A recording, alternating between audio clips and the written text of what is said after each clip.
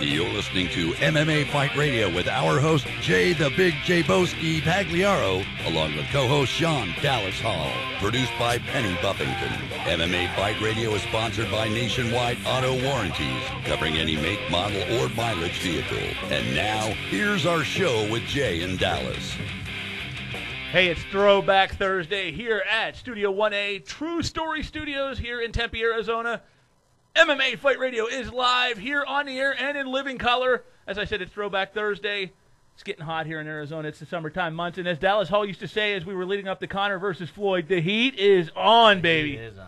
And we got a lot of heat going on here in the show today as a prominent name in the Arizona mixed martial arts community is a little bit under fire, ladies and gentlemen. And we're going to talk about that at length with our guest. It is truly a distinct honor to interview our next guest. He is the director of Arizona Boxing and Mixed Martial Arts Commission. He's the guy that's cleaning up the game here in the state of AZ. And let me tell you, from the Big Jayboski's own personal perspective, again, views and opinions not necessarily those of anybody else, I applaud you. It's long overdue. I'd like to introduce my good friend, Francisco Meneses. Francisco, thank you for joining us, my friend. Thank you, guys. Appreciate being here. Look, I mean, we appreciate you coming because it is not very often that you get an executive director to come in and talk to people, and it's great. I think it's great for outreach. I think it's going to be great for our viewership, our fan base, to be able to talk a little bit about rules, to be able to talk about ABC conferences, to be able to talk about maybe this drama going on. I don't know, but I applaud you, and I thank you very much for coming in.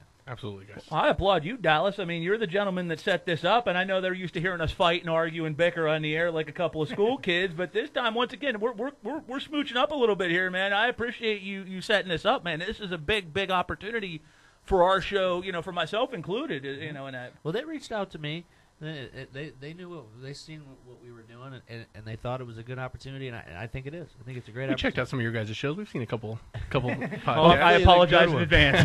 No, that's all right. My reputation does not precede me, despite what Dallas Hall may say. But let me go ahead and introduce our other animals in this house party of blues. Of course, the man, look at this sharp dress suit, man. I thought I was dressed up nice wearing my Specialized Joe DiMaggio jersey. Outdress me. I only wear this in special occasions, but this guy comes in a sharp dressed man, Mr. SDH, Sean Dallas Hall. Thank you. And of course, the man, the myth, the legend, Jersey Shore's finest, Carlos Ortiz. Hello. All right, let's not waste any further time, folks. We got a bunch of guests. We got a bunch of things coming on. Kenney coming in studio here in just a few, and probably about later in the next half an hour. He just blew up my phone. I think he's here somewhere. So I don't know where he's at, Casey will be joining us. Somewhere. He'll be joining us after this young gentleman is done with us, and then we got Desmond Green joining us as well. Desmond. We've got a heavyweight title fight happening, and it's not the one you think. I am the happiest human being on God's green earth, Dallas Hall, and you know that very well. Yeah, I know that very well because I'm also the happiest person ever. About time that ship has finally sailed. Yes. Hopefully it will not come back. How many times on this show did I moan and groan and bellyache and complain and P&A and all that other stuff about the person not getting his due? Now he's getting his due, and I couldn't be happier. But you know what? Let's not waste any further time here, ladies and gentlemen. Let's get to the big news that has rocked the Arizona landscape and really has rocked the MMA landscape, folks, because a man who, dare I say, for good, for bad, and for ugly, has been synonymous with MMA and combat sports here in the Arizona scene. Roland Soria, in a little bit of hot water. Roland faces charges for his suspected involvement in unsanctioned combat sporting events in Maricopa County. He and Todd Whitmore, who have been on this show in the past, who we all have dealt with, let's just say they fought the law, and this is the Big Jayboski's opinion here. They fought the law, and this time the law won. And again, Soria and Whitmore are facing 2 counts for each event. This is according to a press release from the Arizona Department of Gaming, and additional charges could be forthcoming. This young gentleman, Mr. Meneses, you're front and center in all this, so let's get the ball rolling here. 4 counts. Four counts. Yeah. I was going to correct you, but 4 counts. All right, this one coming from ArizonaFamily.com and ArizonaCentral.com. So there are now 4 counts instead of 2, which is, the law's coming for you, Mr. Soria. And, let's just get the ball rolling here. 4 counts coming.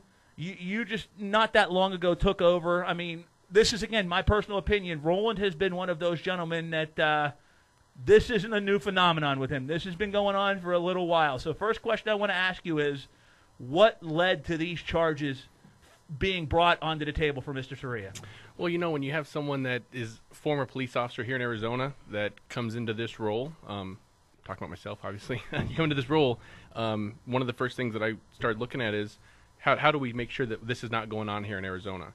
And our statutes were already set up for us to do this. It was just a matter of making sure we pursue this and stopping it. So simply, we started working with them right away and talking to them and having these conversations about you can't do this kind of stuff without having a proper sanctioning body overseeing it. Though, in order for this sport to continue to evolve, we have to make sure that we're putting health and safety number one. You can't have these underground fights. You can't have these fights off record because, for one, a lot of fighters are still new and they're still trying to learn. They don't realize that this is something that could jeopardize their health. And I think we should point out too. I hate to. No, go ahead. Most of these are amateur fights, right? I mean, these are not seasoned professionals fighting. These are amateur first time fighters. I mean, this is a very dangerous thing as it is, right? I'm not saying this happens in his, but what happens in some of these scenarios is people that want to do these kind of fights, they go to these local gyms and they just start talking to these young guys and saying, hey man, you look, you're doing pretty good, or hey, you want to make some money, or hey, you want to come fight for my card. They think this is their step to get to UFC or to another big promoter like Bellator or Legacy Fighting Alliance, one of those. So they take these opportunities because they think it's going to advance their career, and they don't realize that the risk they're taking on their own health. Okay, so playing devil's advocate here strictly alone. Sure. Sometimes commission rules, not saying you, but sometimes commission rules can be, there's a set guideline that at times can be fine tape, for lack of a better term. Some of these fighters that want that first opportunity, that feel like they may not be able to get through the fine tape that you guys lay down for very good reason. Exactly what you said. It's for good reason. The red tape that's there, that those obstacles that are in their way, that's there for a very specific reason, because we don't want fighters to get hurt. This is supposed to be a competition. They're supposed to have a nice, healthy, long career. We know that this is could be a violent sport. It is a violent sport in some aspects, and people do get injuries. That's part of the risk you take, and that's one of the liability waivers you sign. But we don't need to get people unnecessarily hurt. Sure. And the biggest thing, that we found in one of the charges, or two of the charges, are the failure to even have a doctor present. Yeah. We have a doctor at every single event to make sure that if something serious happens, we have emergency medical people there right then and there, as well as an ambulance. There's an ambulance on standby with paramedics willing to put these people in the back of the ambulance and get them to the hospital as quickly as they can if something bad happens. And it's happened on a few occasions. You talk about fine tape. For me, I don't necessarily think it's fine tape. I think the guidelines are pretty solid and pretty steady. You apply for your license as a fighter, correct? I mean, you could probably speak better than me on this, but you apply for your license as a fighter. You go in front of the athletic commission. They either grant you one or they don't, right? I mean, based on what your experience is. If you're a first-time amateur fighter, I mean, if you pass your medicals, who's going to stop you from getting your license? I mean, right. You're not going to say you can't have your license to fight your first-time amateur, Right. I mean, good. Let me clarify real quick, too, that when I say fine tape, every rule is set for a reason, but the rules here in Arizona may not be the same as the ones in California or New Mexico, Nevada. Well, it's important to point out that actually Arizona, we didn't have an actual set of rules until last February. Our last February is our actual first real set of rules. Sean Dallas, you've been around for a while. You know that we didn't really have a full set of rules. We operated off the unified rules as much as they were, and we operated off our statutes that we had, and we had maybe a couple pages of rules. Now we have a binder of just tons of other rules that outline and went further in depth on how we can make this sport better. And now we're doing concussion baseline testing, or we're in the process of getting that implemented. Awesome. We're doing a lot of their procedures and steps. It's not that hard to become a licensed fighter. It really is not. Most amateur fighters, and I had some this week that I started reviewing on a card that's coming up.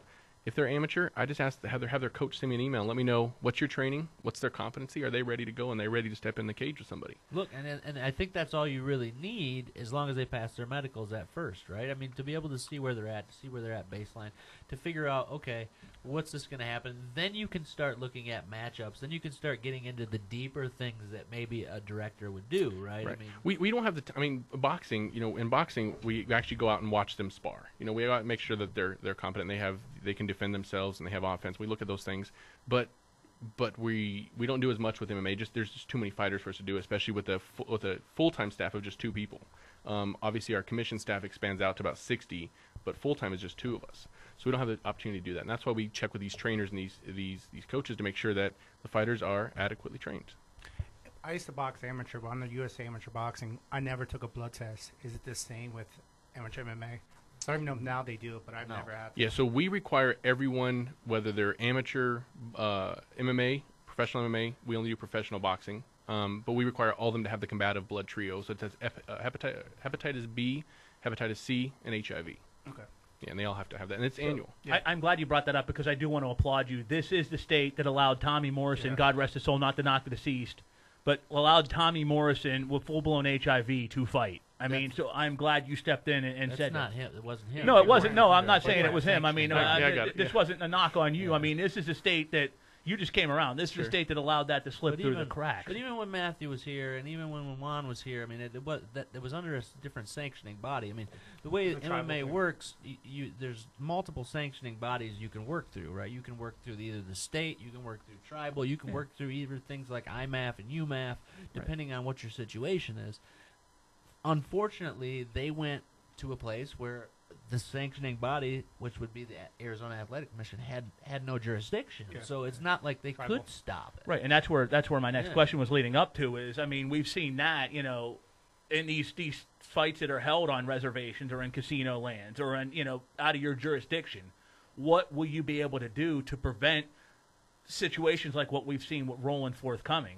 So, you know, as a state body, our jurisdiction is everywhere in the state of Arizona, with the exception of tribal lands. We have what's called IGAs, or intergovernmental agreements, that we can actually make with certain communities. So, like, we have, I think, 4 or 5 currently active. We have the Navajo Nation. We have Gila River. We have Colorado River, Crit by Parker. So we have contracts with them, essentially, that says we are allowed to come on to their sovereign land, and we will perform these functions and these functions only, so that the fight is sanctioned, and then we have all the safety requirements in place. And then there's a couple other commissions or other communities that might want to do their own, and like Pascua Yaqui has their own. All right, so second part to this question then, Sure. and this is another one, and again, my perspective here, folks, I've seen a lot of mismatches in Roland's promotion. People that should not have been in there with people that were established veterans, that not so much established veterans, but ones that had 7, 8, 9, even 10 Muay Thai fights or MMA fights to their name. In situations like that, how much diligence can be done from your perspective to make sure that we're not seeing somebody that's in there that has no business being in there go out there and get trucked out to get beat up and possibly injured by somebody that's perhaps, dare I say, a fight or two away from the big time? You know, I can tell you that, you know, recently we saw one of the matchups that was part of a show that Mr. Saria did. We didn't charge on this show, but there was a fighter that was 185, another fighter that was over 200 pounds. Right. It was 200 and something. It was about a 30-pound spread, something we would never allow. They got to fight in their weight class. If we're doing a contract weight, I tell them they got to be within about 5 pounds of each other, just because you take into consideration that at weigh-ins they always come in a little dehydrated, a little underweight. They're going to put some more weight on, and some people put a significant amount of weight on. That's one of the things that, you know, California is doing with the 10-point plan, is trying to track that. And, you know, we've done a little bit on some of the shows, you know, trying to track some of the weight and see what the gain is. In New York, I don't know if it's still in effect. It was like you could only gain so much. Yeah, it's a percentage of body weight. Yeah. So after the Gotti, 10%'s kind of, all right, you're kind of creeping up there. Anything over 10%, what we start doing is we start documenting that, and then we show our ringside physicians, and we start looking at that and saying, like, hey, is this a healthy amount to gain? Is this someone that should probably move up to the next weight class? And we start looking at those. If it's somebody we should move up, we go ahead and document that and have them move up. Very difficult thing to do with no manpower. That's for sure. It's a struggle. I'm jealous of Andy every time. Right, every time. Andy's got a nice big staff. Yeah. What I was saying when he was talking about, I wanted to talk about matchups wise. When you look at matchups, is it something that you guys do? Do you guys sit there and when the card comes through, do you guys sit there and you do all your research on all these matchups?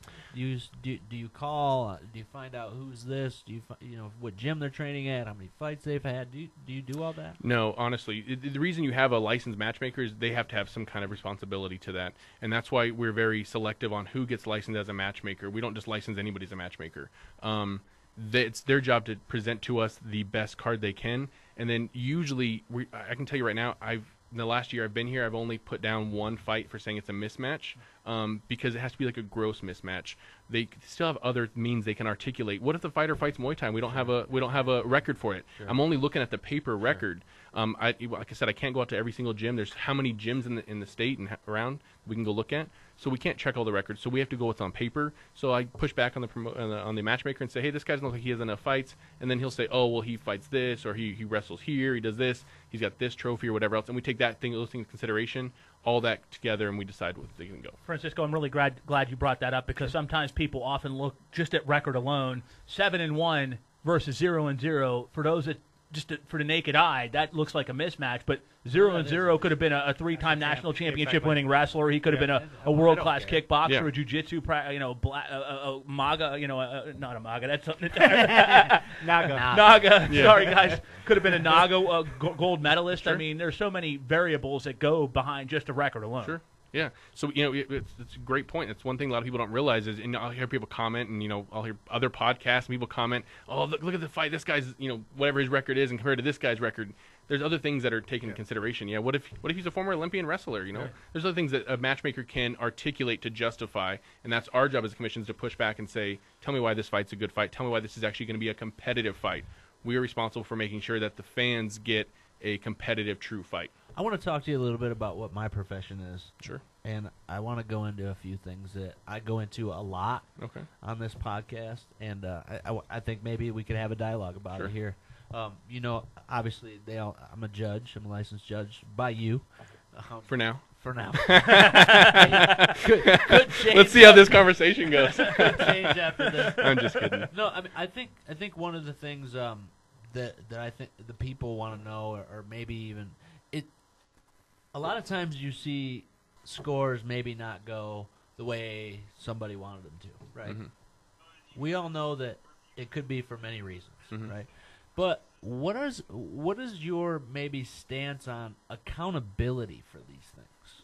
So say you have somebody who makes 3 or 4 odd scores, in a row on cards. I mean, is there an accountability factor that we could add in there, that you could add in there to maybe keep a track record for guys and gals, and be like, oh, okay, maybe we shouldn't relicense this person, or maybe we shouldn't put him in these positions? So it's a little difficult. We definitely look at the scores, and you've been after our debriefs, and we've talked after fights. The thing I look for is I want my officials to be able to articulate your position. If you can articulate your position and justify it, I might not always agree with it, but we don't always have to agree. All of us in this room have different opinions on how something could be scored. Obviously, if it's too far outside of the realm, then we have a different kind of conversation. But we do make notes. Every one of our officials, we do kind of keep some kind of notes on if there's something that's kind of a little alarming, a little concerning. Because of our job as regulators, we want to ensure everyone's getting an official, fair result. So we have to make sure that we kind of keep them within the confines of what the rules are, whether we're using the unified rules or the local Arizona rules. See that, and that's another question. I want you to kind of maybe tell our listeners what's the difference between unified and local Arizona rules. Well, the unified rules are supposed to be unified. You're supposed to be able to walk into any jurisdiction and say, hey, you're using the unified rules? Okay, I know exactly which parameters to fall into. One of the struggles that I think a lot of us commissioners are having across the nation is that we all kind of differ on our interpretation of the unified rules. And so that right there is not unified. Right there, that is not unified. We have to, and this what's coming up is we have our conference coming up, the ABC conference. We're lucky enough to be hosting it here in Scottsdale this year in July. Fantastic, by yes, the way. I'm really excited for that. So that's a great time. That's where all the commissioners will come in from all over across the country. We'll all sit down. One of the things that's going to come up this year is the grounded fighter. ESPN recently talked about it. We're going to talk about the grounded fighter rule, maybe revising that. This is the time where we should be having our conversations, making sure we're all on the same page and we all interpret the rules the same way and applying them to our local jurisdictions. Okay, so piggybacking off what Dallas asked here, some states have commissioners that are strictly from a boxing background. Mm-hmm. Some are from, the wrestling background. So my point being, each commissioner is going to have their own perspective as to what proper fighting is, what's right, what's wrong. What do you think needs to be done in order to have unified rules in all 50 states? I'll tell you right now, I have a big opinion on this. When I came on this job as the commissioner, there was no other formal training or anything else. I didn't get to talk to my other fellow commissioners from other states. we should eventually, and this is something that I'm going to talk to the ABC about, we should be having a new commissioners conference. There's new commissioners that pop up all the time. And you're right, the different backgrounds. We all got in this position for a different reason. I came from a law enforcement background, so there's a good opportunity for me to meet with somebody from a boxing background. That's, Greg Serb's has a great boxing background in Pennsylvania. Yeah. And, so whenever I have a boxing question that I'm just a little maybe hazy on, or I want to get better interpretation, I'll reach out to him. If I want MMA, I call Andy Foster. I have different contacts that I call for different things. Once again, I'm glad you brought up Greg Serb. I'm from Pennsylvania. Okay. I'm a commentator, and I've seen several events that I've been involved in that Greg has tried to shut down matchup-wise because, well, this is this guy's not qualified, and I've had to tell him, look, Greg, this guy was in one case, the guy was a national championship wrestler from Bloomsburg, and he was a case. He was 1-0, and the guy who was fighting was 7-2. And Greg, that's a mismatch. That's a mismatch. No, Greg, it's really, if it's a mismatch, it's for the boxer, the stand-up guy, because he's facing a wrestler and it's going to take him down. So again, I'm glad you brought up Greg Sir because he is great with boxing. He's starting to come around to MMA. He's starting to finally get the fine nuances of what the sport's all about. I'm not saying anything bad. I'm not saying anything bad. I'm not saying. I get along great with Greg. I think he's finally he's getting the grasp of MMA is a multifaceted sport. And to be fair, to Greg's credit, when he came in as a commissioner of Pennsylvania, MMA was still really much. There was still that misconception about it that it was no holds barred, that you had the Tank Habits of the world, and I can see where somebody comes in and doesn't that frowns upon what the sport was. Everyone has their different background, their different experience. Greg's got a great boxing background, Andy's got a great MMA background. I have a great police background. The bottom line is, whenever you're a commissioner overseeing this sport, you have to have a great background on both. You have to get to that familiarity, and that's why I was explaining to Sean Dallas earlier when we were outside. Last year at the ABC conference, I took the MMA judge and the MMA referee training. I'm not going to be a referee. I'm not going to be a judge, but I need to make sure that I have the same training they have and I understand the same thing. And this year I'm doing the boxing, as well as all the other legal stuff I'm doing. Speak to us. I know we're kind of running short on time with you here, so I know you have things that you want to talk about and things that you want to get off. So talk to us a little bit about the ABC Commission, when, where, a few of the other things that you want. So it's not open to the public. So I don't want to give any specific locations, but it is in Scottsdale. It is in July, the most beautiful time of year here in Arizona. Right. I got to come back for it. Yeah. Well, last year we were in Florida last year, and they said it's Arizona, and I said, why do you guys want to come here in July? Right. But it's July 26th to the 31st. Some great golf, some great pool time. But yeah, we're gonna have Saturday and Sunday, the 27th, 28th. They're gonna be the MMA and boxing referee and judge training for both. We have some great judges and great referees coming in to teach those courses. And then Monday, Tuesday, Wednesday will be the commissioners conference. That's where all of us commissioners come together. We'll discuss legislative issues for the bylaws, and we'll address the grounded fighter, have some discussion. I'm sure somebody will get upset at one point and leave the room. That happens. It seems like that's a reoccurring thing. Look, I think that's a huge week for Arizona. It is. Because on Friday you got the LFA, and on Saturday you got Iron Boy Boxing, right? I mean, what a week. It's great for us because we get to showcase not only our local fighters, but also how here in Arizona we're doing as a commission. So we've already extended offers out to everyone that's coming in, including people that are coming for the officials training. We have some discounted tickets if they want to go to the event, come sit in a certain section. We'll all sit together. We can kind of critique. I'm actually going to be in the audience from this, and one of my assistants is going to be running in my shoes. So I get to critique also. So it'll be pretty awesome. And then, we'll get to move into the conference the following weekend and hang out. All right, Francisco, I want to throw one more question at you, and I know, Dallas, you got a few more to throw at him. My final question to you is this. We see what's going on with Roland, and going back to that scenario. Sure. Up-and-coming promoter wants to run a promotion here in MMA that may not know the nuances. What's the best advice you can give to a newbie promoter that's jumping into the business to walk that fine line and make sure that they're running completely in sync with what you guys want? It's the same conversation I have with any other new promoter that wants to come in. We had a couple new ones come last year. We asked them, before we process anything, come in and meet with me. We sit in about 30 minutes, and we sit there and talk, and we go over and I show them, these are the rules you have to know, specifically the promoter section. You have to know these laws. You have to have these health and safety standards. And I go ahead and start laying out the fees for them because I want them to understand it is not cheap to be a promoter. It is not, but it comes with it does have a high reward, but it also has a lot of liability. So I try to lay out all the fees. This is, if you want to do a basic show, this is what your sanction fee is, this is what your official fees are, this is what your insurance fees are. You have to have a police officer, you have to have an ambulance, you have to have paramedics, you have to have a doctor. I start laying all these safety requirements out to them, and right there, that sometimes will stop the conversation where they'll be like, oh, I thought I could just, come in and start doing a show. And you're like, no, some other people thought the same Somebody thing. else thought that too. I wasn't, I don't know. leave that alone.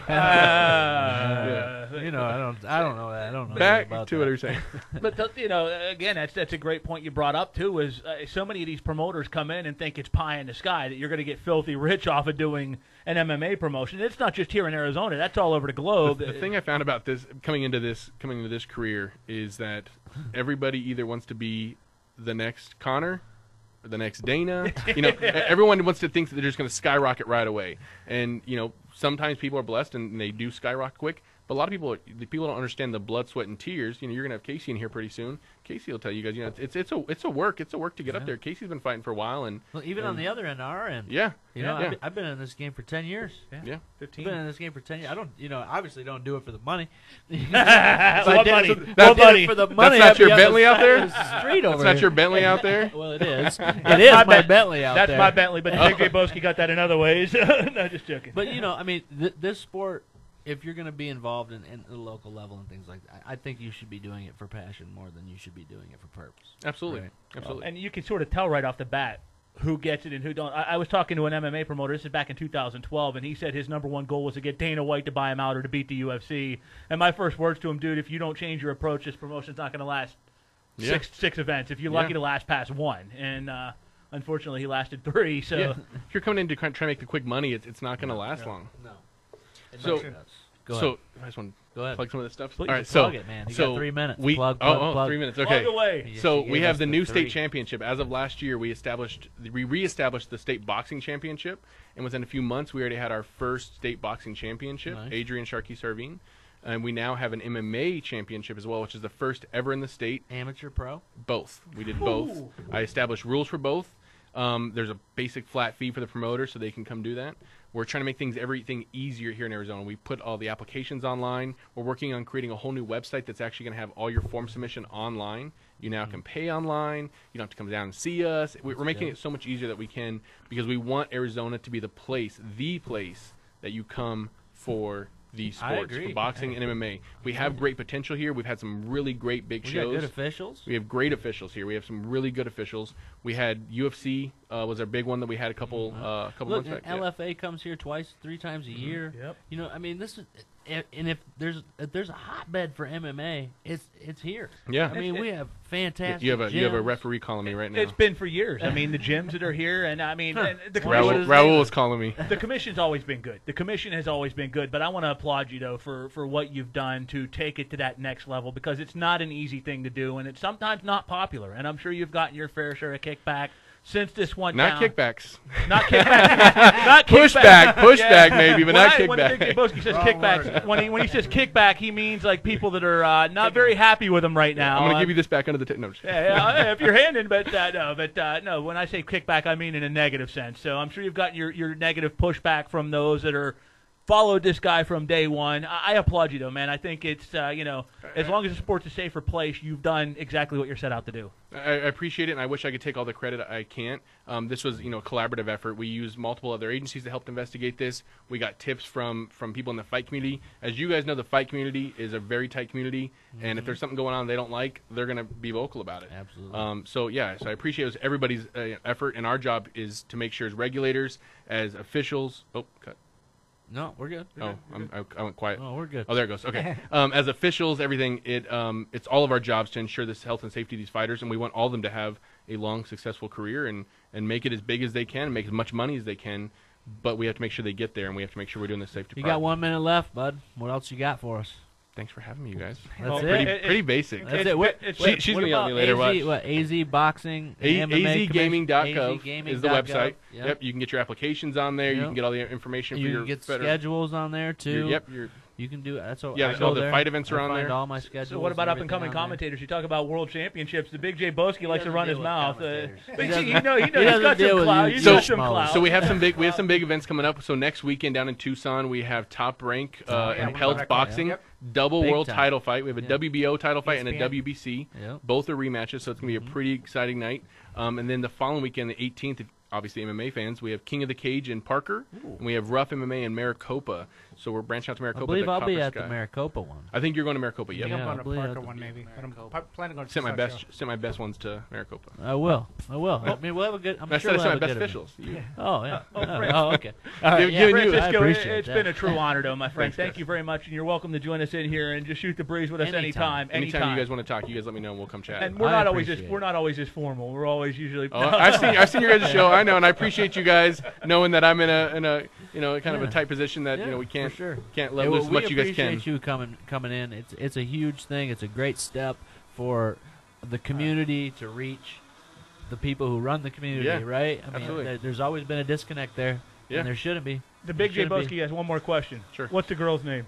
Carolyn. Carolyn. She's our public information officer from the Department of Gaming. Yeah, That's Carolyn what- reached out to me. Thank you, Carolyn. That's what gets the Big J Boski's attention. Women from North Carolina and Virginia. We're all right. My unofficial handler over there. Thank you, Carolyn, and thank you, Francisco. It's been truly Thanks, an guys. honor. Appreciate it. Thank you. Fantastic. Hey, ladies and gentlemen, when we come back, the fun's just getting started. We got Casey Kenney, baby, and we're going to really raise some hell here in the studios. Thanks for Francisco for joining us, and when we come back, it's time for more MMA Fight Radio.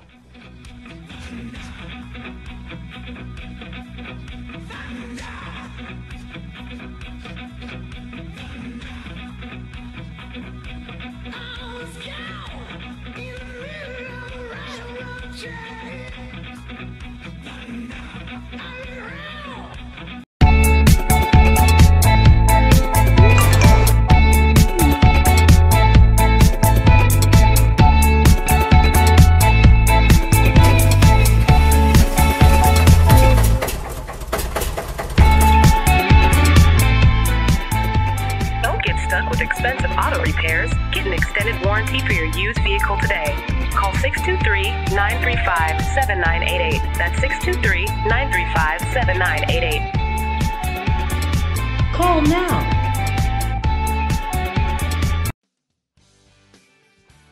It's a new year and we are bringing it. The Cultural Fitness and Fashion Expo is back, bigger, better, and stronger for 2019. The Cultural and Fitness and Fashion Expo's goal was to create an event to bring together and feature the many different aspects of fitness. And we have done just that, including but not limited to bodybuilding, CrossFit, MMA, powerlifting, Olympic weightlifting, street calisthenics, supplements, and fashion. Our expo features a wide variety of unique events along with over 200 vendor booths. To hear more about this amazing event, go to www.thecultureffe.com. If you're a local business owner, reserve your booth now. That's www.thecultureffe.com.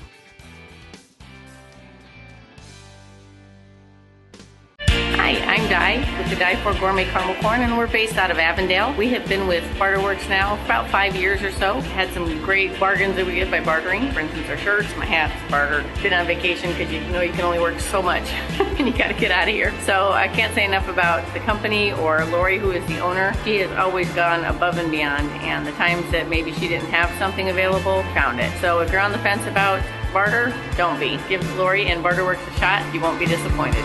Yeah, you got your own cup. Yes. Good song.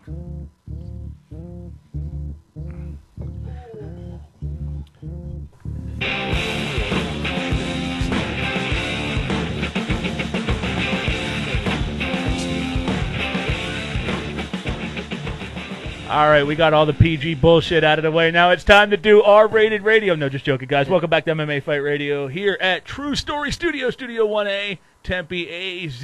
Thank you very much for joining us. What a great interview we just had Dude, with that was Francisco. fantastic, wasn't it? I blast. What a great, and listen, I'm going to say this as the Big J Boski here, my own opinions. I know, Dallas, you're restricted to what you're able to say. I'm so damn glad to see, nothing against Roland, but I'm glad to see this state get somebody that we're going to clean up this nonsense, because for far too long we've seen stuff like, I was at an event and I saw a little kid that was no older than my son, who's 6 years old, fight somebody that was 10, 11 years old. To me, that is not what MMA or combat sports is all about. So I'm so damn happy to see that we're getting some kind of cleaning up of the local scene that I think it's needed. I think it's needed. Here's what I can't speak on that, obviously. Oh, you're restricted. I get it.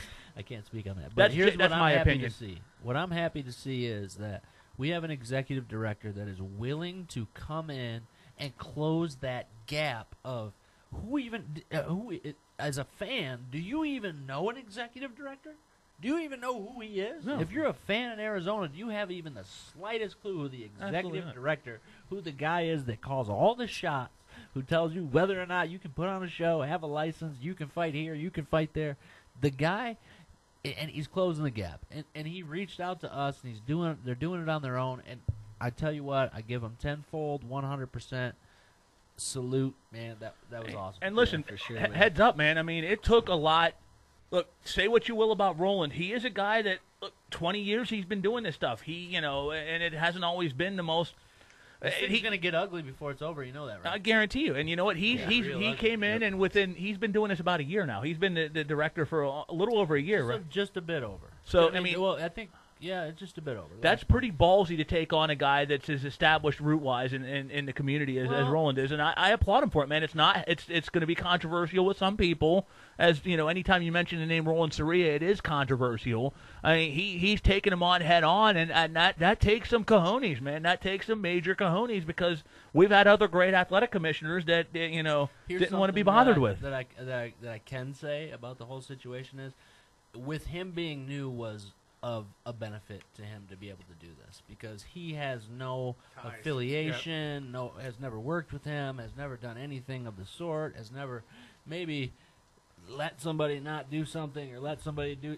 He's never had to do that. So his slate is clean, so he's able to do and pursue something like this, whereas maybe other people wouldn't have been able to. So, but good for him. I mean, look, all I care about is that we have fights in Arizona. That's right. They're fair, they're safe, and everybody's making money. That's it. And nobody suffers an unnecessary. I mean, it's combat sports. It's not ballet. People are going to get hurt. Injuries are going to happen. But I don't want to see an unnecessary injury because somebody's in there that should not be in there fighting a killer like Casey Kenney, our next guest. I don't want to see 7 and 8 year olds. Some bums before. Well, but that comes with the territory. Yeah, they signed up for it. I don't want to see 6, 7, 8 year old kids my son's age going in there and getting beat up by 13, 14 year olds in the name of combat sports. That's I have a major fucking problem with. Bad. I mean, and that's the stuff that needs cleaned up. I'm sorry, and I know it was tribal land. I don't want to see a guy in there with a guy that's got HIV. I mean, I'm sorry, no disrespect. Yeah, I agree. No, that's 100%. Yeah. You're bleeding everywhere. You can't have any type of that. And it's happened here. And I know it was tribal land, but Tommy. The reason why I pulled you on that one, I didn't mean to say it. No. The reason why I pulled you on that was because that's not his jurisdiction. Yeah, that was years ago. It wasn't, and there was nothing that any of them. I believe at the time was Matthew Valenzuela, now works for the UFC. Yeah. Like there was just nothing he could do. And I get that. I get that, but at the same time, there was a point behind my madness, and I threw it out there quickly that look, tribal land, when they're held on tribal land, it's a different set of rules, and I get that. And that's where my point of my conversation was: is what can you do to go into tribal land, but has their own jurisdiction, and try and prevent. Nothing. And there ain't a damn thing you can do, and that's basically the question I wanted answered that I got answered. And it wasn't a knock on him or even Matthew, who did a great job as commissioner here in the state. I can't knock him. He's in the UFC for a reason. I mean, they don't pick any schmuck off the fucking the assembly line. I mean, it was Juan before. It was Juan after Matthew. After Matthew, yeah. Before Francisco. Yep. So I mean, applause. Juan came straight from racing, though. I think these two are the first two that ever came from the actual racing side of it. Yeah. Most of them, so you had Matthew, and I don't know if you guys remember even long enough where you had Dennis O'Connell. I remember Dennis O'Connell. I've been here since 2006. I don't know if you were fighting at the time. I don't think so. Matthew was the first one. Yeah, Matthew was the first one to do yours, because I remember doing a couple of your fights. I don't know if you remember that. I judged a couple of your fights. And I caught a couple of your fights. I think it was a duel for domination. Yes, sir. Yes, sir, at the old warehouse, Yeah. I know I called your first 3 fights. Dude, that dude was big. That guy was big. He came in, he couldn't even make 35. No, he was. I think he made like 40. I think he weighed like 49, and it almost killed him making 49. He was sucked up, and he was but you smoked that. He destroyed the shit. I mean, look. By the way, Casey Kenney. Before we got I made it. I told you guys I'd make it. We've been asking him for a long time. Champ. We got the man, the myth, the legend, Indianapolis Greyhounds' favorite son, Casey freaking Kenney, champ. Casey, You know that man. You can't say that, really, though. You know that Conor McGregor has Copyright. that trademark. Every time you say it, he gets $10,000. So you're championship champ. LFA champ. You know, the UFC has Conor How McGregor. about we use a basketball term, double-double. Double. Back to back. That's all right. I got new belts on the line. Look, hey, and by the way, congratulations on the win. Yes. Hard-fought win. Fuck. Hard-fought win. 6 days' notice. Fought a guy who missed weight. Fought a guy whose last fight was against Demetrius Johnson. Fought a guy that was, let's be honest, at a weight class up above what you usually fight. Come on, bro. Cards are stacked against you. What did you do? Not to mention, I'm so proud. I'm so happy. Not to mention a guy with apologies. Not to mention a guy that despite the missing weight, had he was fighting for everything. I mean, we all know what's going on with his little boy, and I could sit there and Ray missed weight. That guy has the weight of the world on his shoulders, and he was determined to make a splash in Philadelphia. And I mean, you don't get much bigger win than that right off the gate. Except he signed the wrong contract. Is what he did. He's trying to fight the wrong motherfucker. That's just a simple fact. Simple fact. Yep. Look, you're looking at a 9-time judo champion. Yep, 9-time judo champion for a guy who looks for the takedown and grappling up against the cage all the time. Yeah. Fighting a 9-time judo champion is not a good idea. It's just not, bro. You're not going to get. And he did get takedowns on you. He did land some takedowns, right? But most of those, I thought, came from fatigue. They came from wearing you. He wore you down enough to where he pulled. We were talking off microphone. He pulled some veteran shit on you. Yeah, no, he pulled out all the veteran cards. He definitely didn't want to fight. You know what I mean? Like he wanted to win a decision. Right. I counted 5 double legs where he lifted me. Everything else. But even with the lift, look, Judge talking to a fighter here. Right. Even with the lift, those don't hurt. Let's just say he lifts and he dumps and he throws you hard. But puts you on the ground. Okay. You were up within 15 to 30 seconds of all of those. Everyone I reversed, or he never had more control than like 20 seconds. 20 or 30 and seconds. I held him for minutes of control and took his bat. I won the grappling battle and obviously the striking battle. You didn't win the takedown battle. I didn't win the takedown battle, but I won the grappling battle. But I give the utmost respect to the judges that were working that night. I thought they made the right call, and I'm not trying to be biased here because I am biased.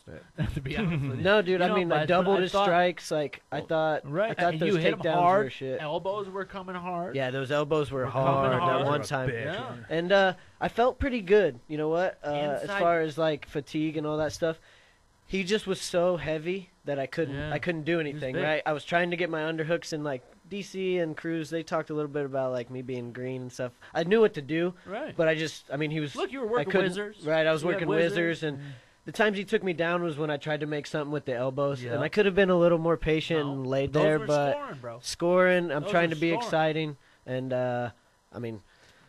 he didn't do. He didn't do anything. I think he hit me like twice. To give the devil his due, he hit you hard. He hit you hard. What was the end of the second round where you guys just said F it? And just started throwing. Oh, that was the end of the fight. End of the third. He hit you a couple times with those. He hit you with a couple. It wasn't lie even. To you. No, it wasn't. He hit good, you with man. a couple, but he ducked that last one. That one was to take his head off. I was going. His head was coming clean off. I threw the kitchen sink in that one. And I want to give you further credit here. I mean, it's not very often we see Casey Kenney on his back unless it's with a hot female. Right. You know what I mean?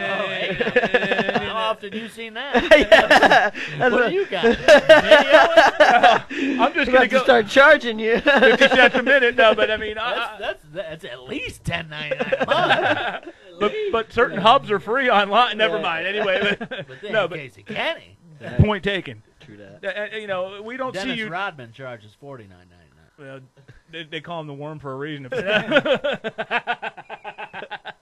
Anyway, we don't see you taken down very often, and to me, the biggest weakness of a lot of wrestlers is they're used to being on top. When they're on their back, it's a different animal. You got Borg, who's a judo champ that high-level Brazilian jiu-jitsu. The guy's got good ground game. He took you down. He's out-grappled everybody on the way up, and he held strong for 4 rounds with Demetrius before the armbar, you know. So I mean, you're the judo champ, but I mean, his judo solid too. Game. That's it. Yeah, that's his game. Game. And he took you down, and you were up within. within. Take you down and control you. Look for you to make a mistake. Get into a position that he knows where he has either submissions or he can finish with strikes. That's his game. That's it. Period, comma, exclamation. Yeah, I knew what was coming. You know, I knew what was coming. And not only did you do a good job of nullifying that, I thought you did a good job of saying, okay, I'm going to get lifted here. Yep. Right? I was like, well, I'm going to get lifted. On, but guess what you did? Every time you were about to get lifted, what did you do? When you came down, you grab a body lock. Body lock, and I tried to roll every time. And you roll every time. Every time. That's what I was about to say. You body lock and you roll every time you're coming down because you're like, I'm not going to expend this energy. Right.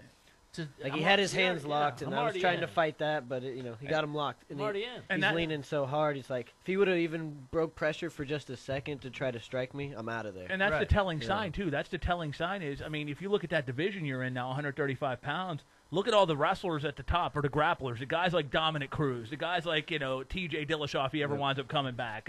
Henry Cejudo, I mean, Marlon Moraes, a good grappler in its own right. Yep. You showed against one of the. I don't want to say he's the top grappler. He was a 25. Look, that was a 20. He fought for the titles at 25. I understand, but a good grappler is a good grappler at any weight class. Wasn't his first one? Yeah, it was back his first at 35. bantamweight, but a good grappler is a good grappler at any weight class. It's Let's been call a year it as and it a half. is. So the only fight he made weight for was the Demetrius fight. Everything else he missed by because he knew there was a title on the line. And makes sense. It's been a year and a half. That guy, he missed weight at bantamweight. Like I made bantamweight easy back-to-back weekends.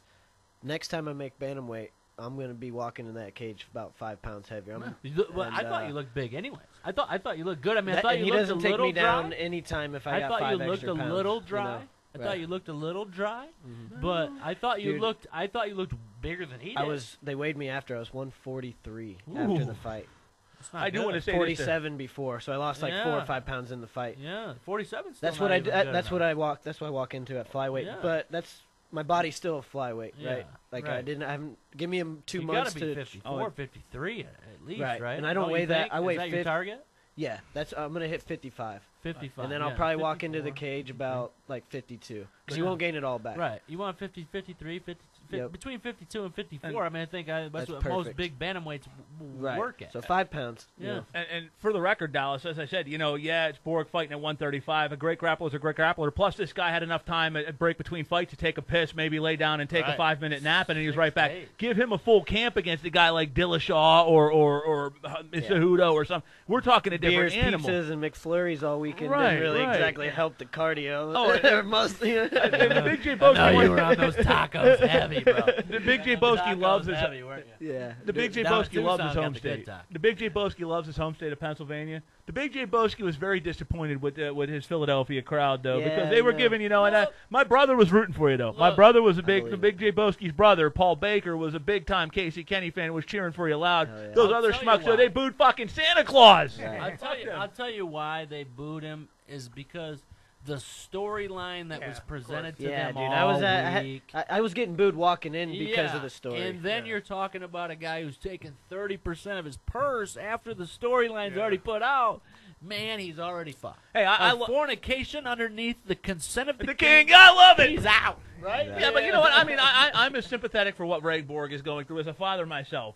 I couldn't even begin to think of what I would go through if my kid was under that same circumstance. I pray to God I never have to. But at the same time, you missed fucking weight. Simple fact. You have one responsibility. Yeah. You had 6 days and a handful of fucking, potato shakes to make weight. Right. You came in on weight. Boom. This guy had a full fucking camp, and he missed weight. I mean, listen, sympathy only goes so far, brother. Right. At the end of the day, you missed weight. Don't shoot the messenger, because the guy, he did his responsibility. Ray Borg, no disrespect. God bless you, Ray. I wish the best for you.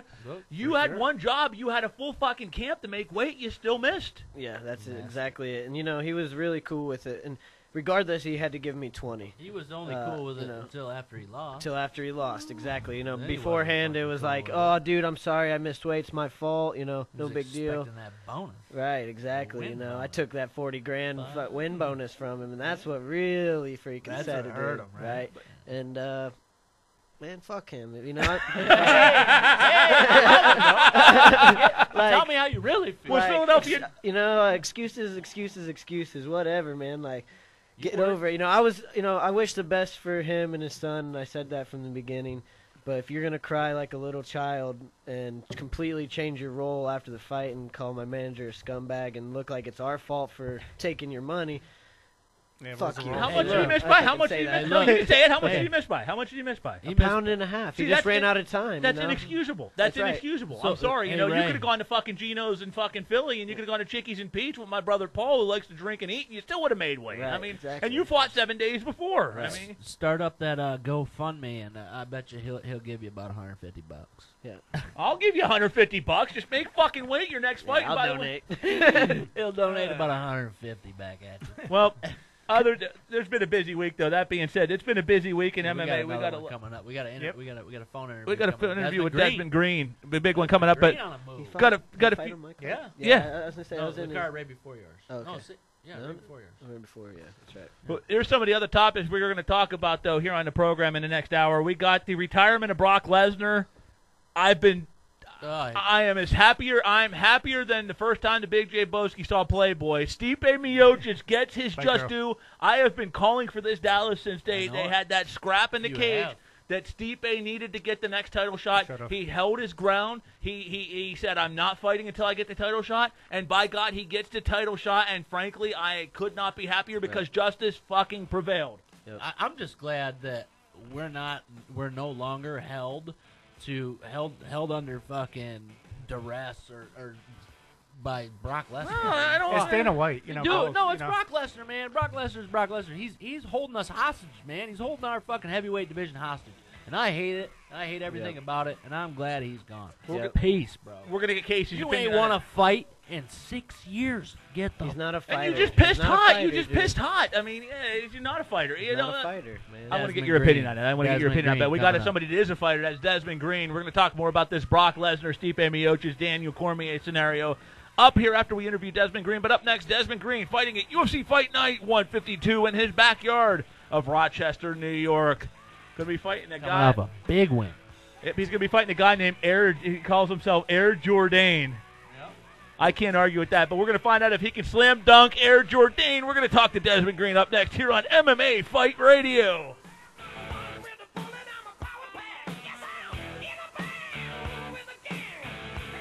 Hi, I'm Di with the Di for Gourmet Caramel Corn, and we're based out of Avondale. We have been with Barterworks now for about 5 years or so. Had some great bargains that we get by bartering. For instance, our shirts, my hats, barter. Been on vacation because you know you can only work so much and you got to get out of here. So I can't say enough about the company or Lori, who is the owner. She has always gone above and beyond, and the times that maybe she didn't have something available, found it. So if you're on the fence about barter, don't be. Give Lori and Barterworks a shot. You won't be disappointed.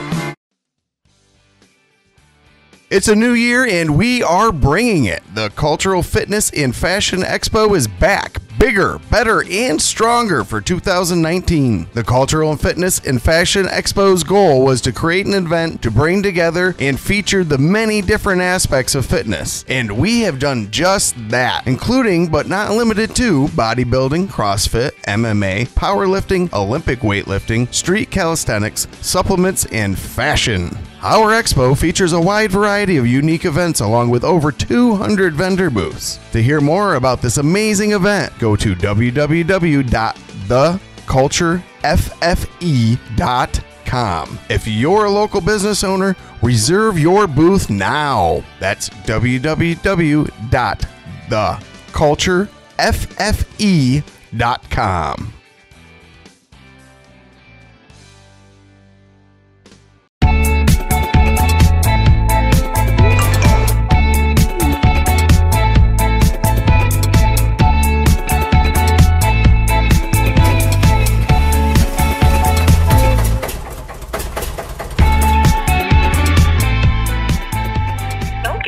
Expensive auto repairs, get an extended warranty for your used vehicle today. Call 623-935-7988. That's 623-935-7988. Call now. You should go home this summer at all? Yeah, maybe going like. We got a lake house. I mean, I don't want to No, it's good. It's fucking. You're closer to Ohio than Illinois. You're closer to Ohio. Right on the line. Okay. Ow! yeah. Dude, I'm down. Let me tell you, ladies and gentlemen, it's about 4 hours and 26 minutes from Portland, Indiana, on the border of Indiana, Ohio, to Fort Knox, Kentucky.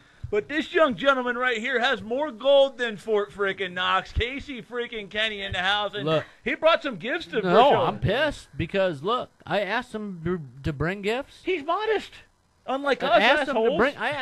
I told him, I'm like, when you come in here, you better bring those fucking 2 Alfalfa belts. But he did. And what are we doing? What are we doing? We're sitting here. We got 3 cameras running.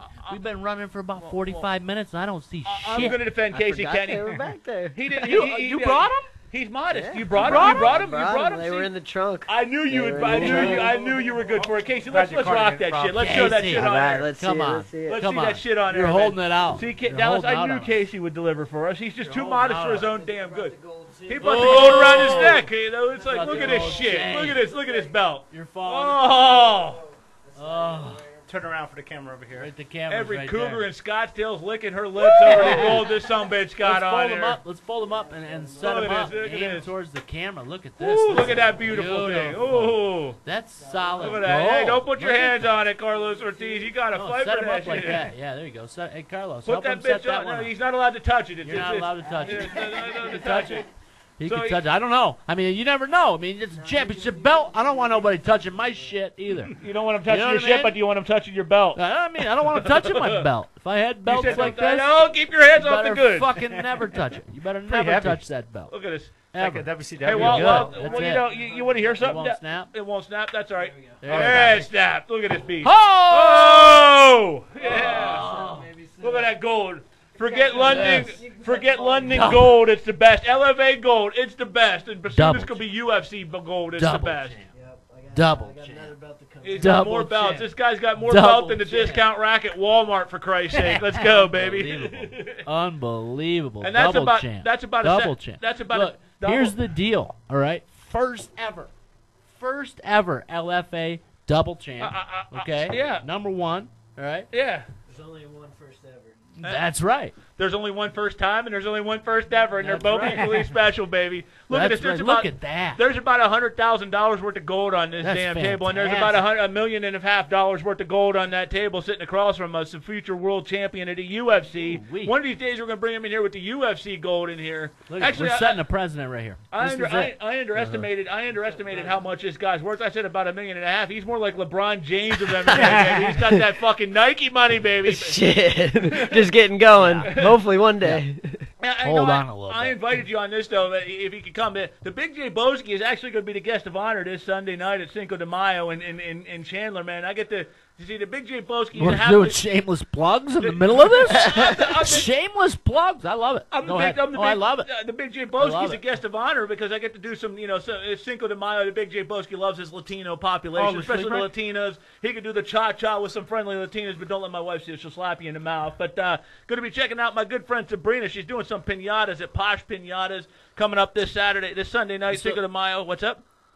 Go ahead. $10 per person. It's downtown. It's Get Yo Taco downtown Chandler. $10 per person. You get to make. Fucking A. You get to meet the J Bos. You the should big come. J Bos. If Big you J show up, Boski. okay.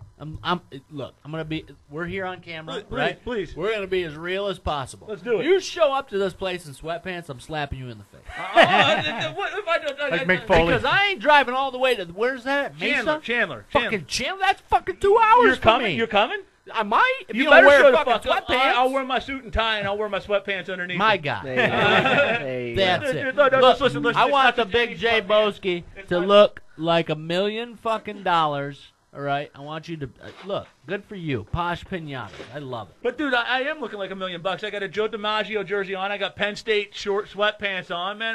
Was that a Bulls hat? No, this is a State College Spikes see what I'm hat. saying? It's all over the place, bro. It's all over the place. Hey, what dude, are you that's doing? his style, man.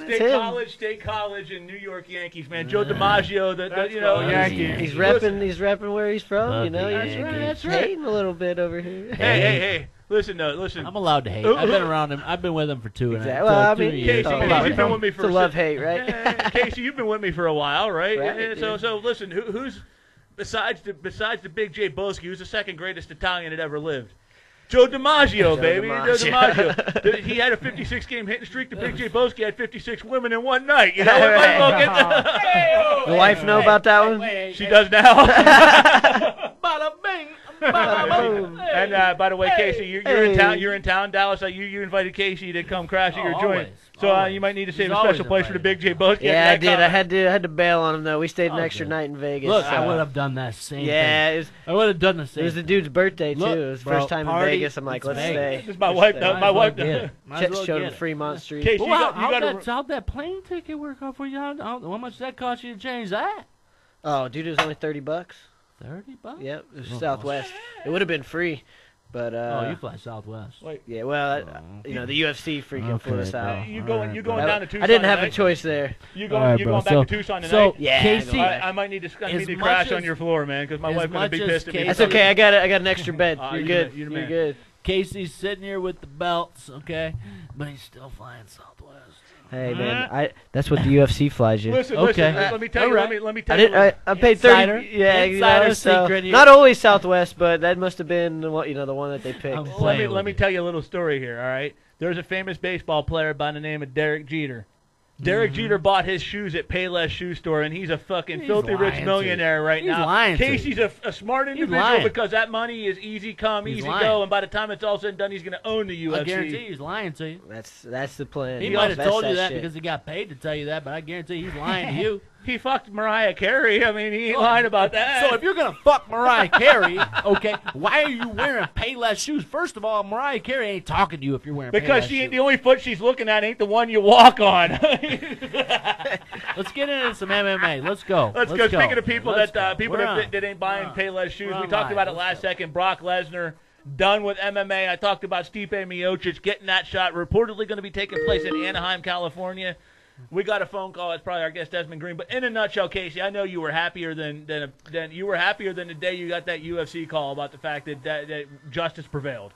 Yeah, I think Dustin Poirier said it pretty good. He's like, I get 25 minutes to make life fair, and that's exactly what Stipe gets now. Fantastic. You know what I mean? Are you kidding me? That's fantastic. Say that again. Yeah, say it again. He's got 25 minutes to make life fair. Fuck. And it don't matter. Everything else before and after doesn't matter, right? You get the opportunity. You get the opportunity for 25 minutes. I mean, Dustin Poirier. He's got some of the. Oh my God! Look how long he's been looking for a title. Fantastic. And Casey Kenney dropping extreme knowledge on everybody. 25 minutes to make life fair. He said that, and I was like. Boom! Boom! I'm taking it's yours. That's it. It's now yours. That's it. It is Desmond Green's Let's go ahead and introduce our next guest, the pride of Buffalo, University of Buffalo, the Fighting Bulls, ladies and gentlemen. This man is going to bull rush his next opponent. Buffaloes. The Bulls. The Buffalo Bulls. He's going to be bull rushing his opponent, Charles Jourdain, coming up here on May 18th. Blue Cross. I can speak English, I promise you. Blue Cross Arena, Rochester, New York. The man himself, Desmond Green. What's going on, my brother? Oh, man, what's up, guys? I'm just chilling, man. Chilling. Had a good practice today. Smart day, relaxing now. Sound like you've been done relaxed about an hour and a half ago. Yeah. Look, I tell you what. Post-practice things. Your last fight was fantastic. Your first finish in the UFC. Here's my question for you, though. You can have a win over Josh Emmett. But yet on the same card, Josh Emmett gets a higher billing than you. What do you think that's about? I don't know, man. Just management, fights. He's got a few more fights in the UFC than me, so that's what it is. But he's been off. He was off for like a year before he got that fight. And you're fighting on the prelims. You're fighting on the prelims. You beat him. You only you lost 2 times or 3 times in the UFC? 2? 3. 3 times in the UFC. He's lost twice in the UFC. One of them to you. Like what? You know what I'm saying? Yeah. Where does it come? Where does the due come? When does Desmond Green get his? Soon enough, man. It's looking like it's shaping up to be my year, bro. Well, I'll tell you what, Desmond, no, I mean, all that to the side. The pride of Rush Henrietta Senior High School in Rochester, New York. You get to fight in your own backyard, man, in front of everybody in that building's going to be rooting for you. My opinion, the hell with who fights higher on the card, right? You're fighting at home and get to make the biggest splash of them all. Oh yeah, for sure, bro. I'm so hyped for this fight, man. Like, how many of the Royal Comets are going to be showing up there? How many of the Royal Comets are going to be showing up to watch the Predator put the beat down on some people? It's going to be nuts. I'm still getting messages. People, I got like a few sweets getting bought. Man, it's going to be wild, bro. Like, the energy in that building is going to be crazy. This will be your first time actually getting a fight at home in a while, ain't it? Yeah, being from New York, a lot of my fights, I was always on the road fighting the hometown guys. So, they just made it legal in New York. And I had my pro debut in Buffalo, which is like an hour from my hometown. I went to college there. But, yeah, this will be the first time I get a fight in Rochester. So I'm super amped. You just picked up a finish, right? You got, 5 to 7 wins? Probably 5 to 7 wins by decision in the UFC, yeah? Say it again. How many? You just picked up your first finish, correct? At least in the UFC, right? In the UFC. You just picked up your first finish, so now you got momentum heading your way, right? So what I asked you earlier was, when Desmond Green gets his come up, do you think that it takes another finish in your next fight to get that come up, or do you just have to win? To be honest, I don't really think about it like that. I just go out there. I mean, you got to win. Once I put together a winning streak, everything else will follow. So, I think I've yet to put together 2 or 3 in a row. So I think after I do that, then everything else will get rolling. So what do you think? What do you think was the issues that maybe held you back from putting 2 or 3 in a row? Really kind of just being the matchups, being out the country, guys coming in overweight. It's tough 2 of my fighting guys out the came country, in 5 right? pounds over. One guy failed a test for PED, so it just kind of luck of the draw. So I mean, it all shaped me up to be a better fighter. This is something we were talking about very, very in depth earlier. Is that sometimes the record doesn't mean anything. Sometimes the record doesn't show you what really is happening. What's really happening in fights. And now you're saying that your losses came from one overseas, which is extremely hard to do. I used to manage fighters. No, actually, I know all 3 of my losses came overseas. It's extremely hard to do, right? Am I wrong? I mean, you have to. How many days did you go there beforehand? Well, no, it's not even the days before. It's just about when you fight in those countries like Brazil, which I fought in, Russia, and the Netherlands. They usually gonna give it to that hometown guy unless you finish them. Mine went to decisions. You look at the paper, I was struck. I had better percentage on all of them. So it just comes in fighting that hometown fighter. Well, Desmond, I'm going to tell you, I have a little bit of vested interest in you. I actually got to call your professional debut at Premier Fighting Championships in Holyoke, Massachusetts against Rob Font. So I've got to see the development of you. That's crazy. Yeah, long time. Small world, ain't it, my brother? Yeah, I remember that fight I gave yesterday, bro. I remember it well, and I remember I said on the broadcast, both of you guys were headed to the UFC, and by God, I see the Big J Boski is a prognosticator, man. He's like the Swami of who's headed to. I said you both were going to the UFC. Prognosticator? That's right. I'm like the Miss Cleo with a dick.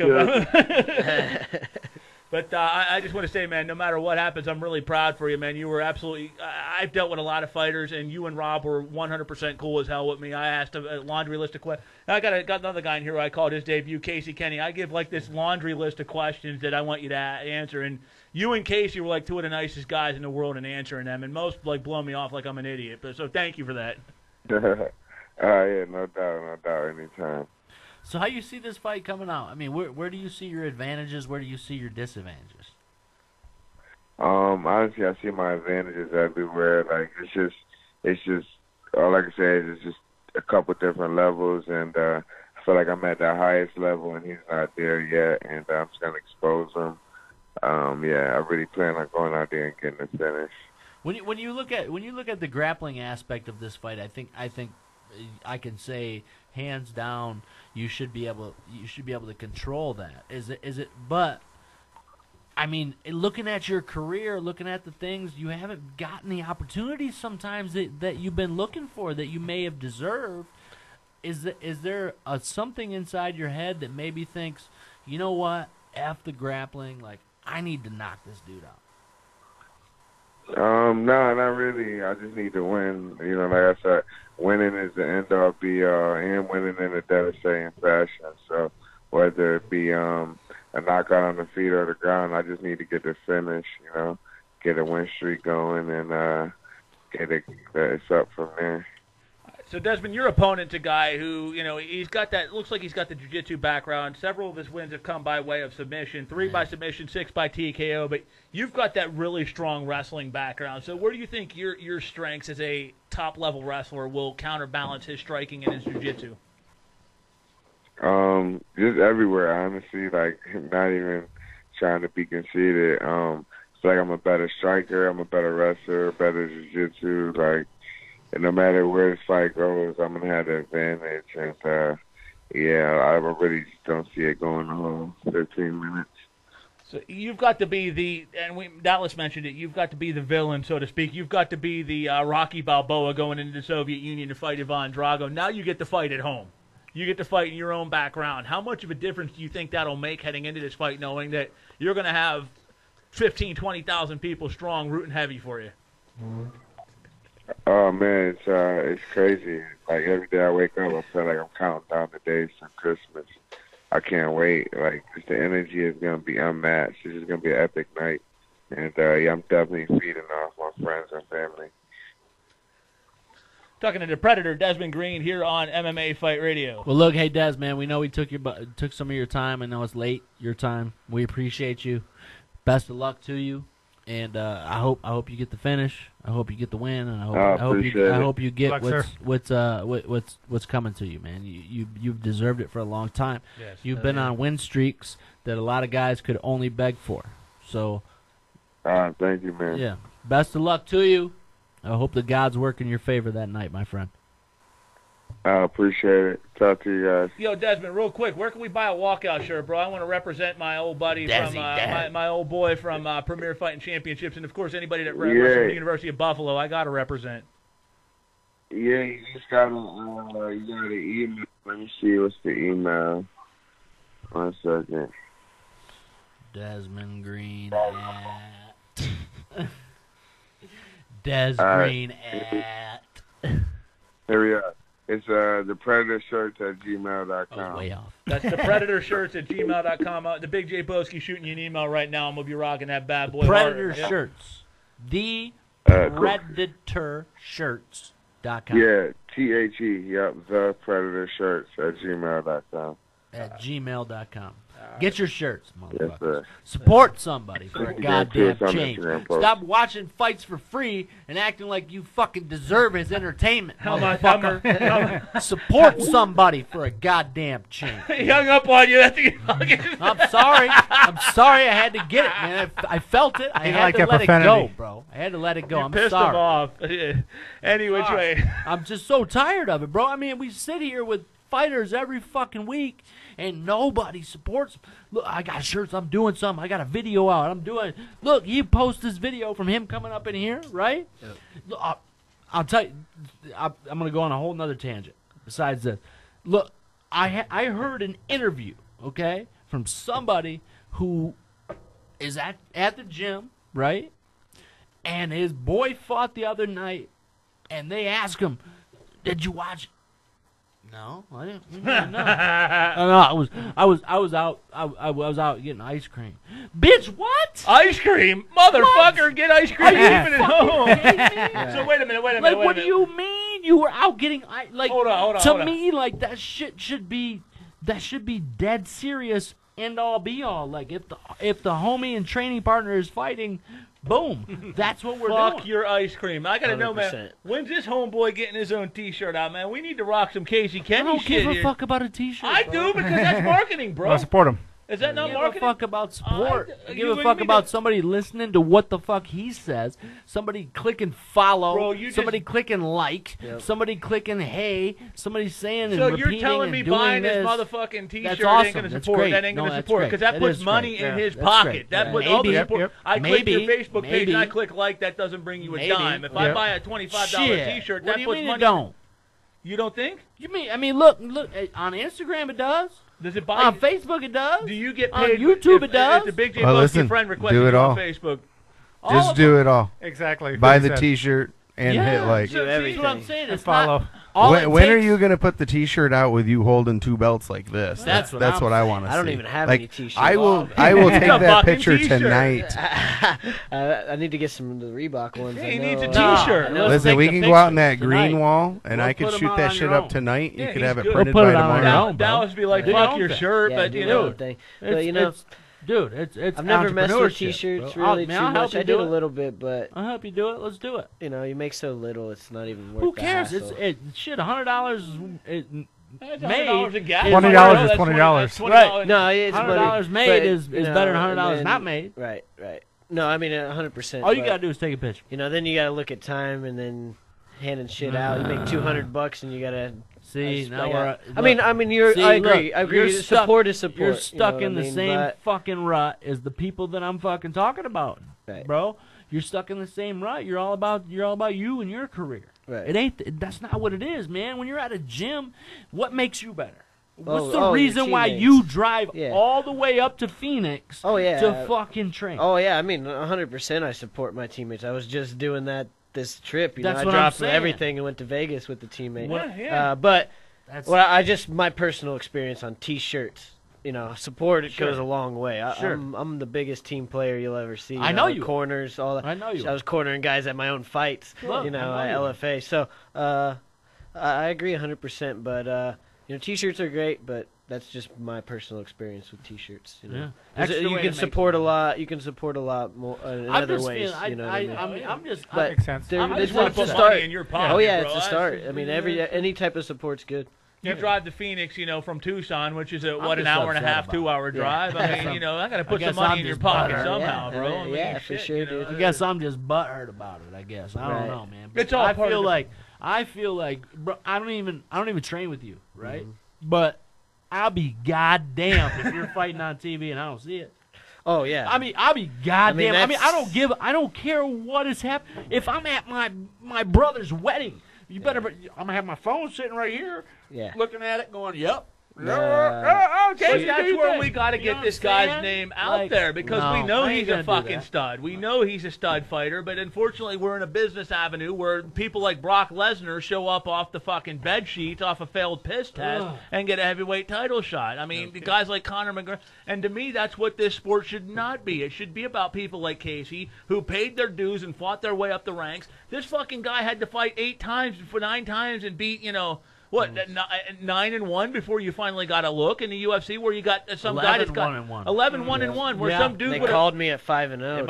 Am I wrong with the 11-1-1? 11-1, so you're Yeah. 11-1. 14-0. Yeah. 14. I mean, But I'll never ever. I'll take that loss and that draw to the grave. Bro, I beat and the fuck out of both you weak count, guys. you count your amateur career. You're pretty close to 20-1. I mean, Not to and then you toot get, my own horn, but in my eyes, I've never lost an Yeah, MMA fight, you haven't. amateur or pro. But then you've got a guy that has a fucking Pepsi Cola tattoo on his fucking arm that you know that was in the WWE. Let's not go there. No, but I mean, why does it need to be that was way? a fucking fluke. Why does it need to be? I mean, why does it's- Greg fucking right. Hardy have more fights in the UFC than fucking Casey Kenney? Why did Greg Hardy come off a domestic violence fucking charge and get kicked out of the NFL and immediately get in the NFL when Casey in UFC when Casey Kenney, who has been killing people legally for fucking years, had to jump through hoops to get it? That's the Heavyweights. problem. That's heavyweights? Yeah, heavyweight still though. I mean, that's That's nonsense. that's the I mean, reality. It's we got- entertainment. It's the entertainment business. But I you know. don't like that shit though. I mean, I you're agree, entertaining. but You're there ain't nothing you entertaining. can do You about speak it. Right, well. What yeah. can you do about it?